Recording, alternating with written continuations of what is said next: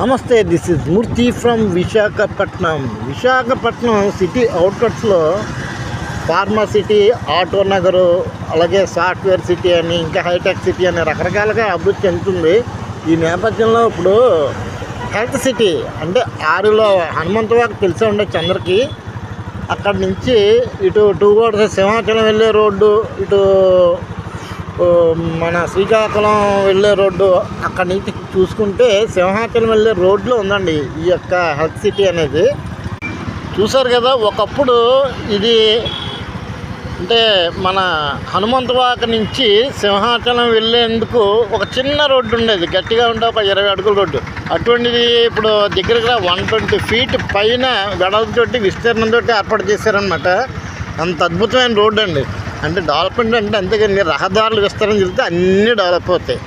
అది అడవుల్లో అయినా సరే, ఎడారులు అయినా సరే, ముందు రహదారులు విస్తరణ జరగాలి. జరిగితే అన్ని రంగాల్లో అవుతుంది. చూడండి, ఇటువైపు ఇక్కడ కేర్ హాస్పిటల్ ఉంది, ఆ పక్కన అపోలో హాస్పిటల్, ఆ పక్కనే మళ్ళీ ఏంటి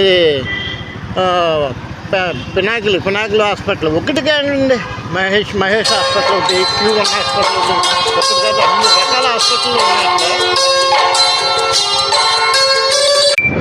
వైజాగ్ సిటీలో ఉన్న హాస్పిటల్ ఒక ఎత్తు అయితే, సిటీ అవుట్కట్స్లో ఈ విస్తీర్ణత జరిగాక, హెల్త్ సిటీ ఏర్పాటు చేశాక ఒక లేని హాస్పిటల్ అంటూ లేదండి. అన్ని రకాల వైద్య సదుపాయాలతోటి ఇక్కడ వైజాగ్లో, అంటే మరొక హైదరాబాద్ అనుకోవాలా, లేకపోతే మరొక బెంగళూరు అనుకోవాలా, మరొక చెన్నై అనుకోవాలా అన్నట్టుగా తీర్చిదిద్దారనమాట.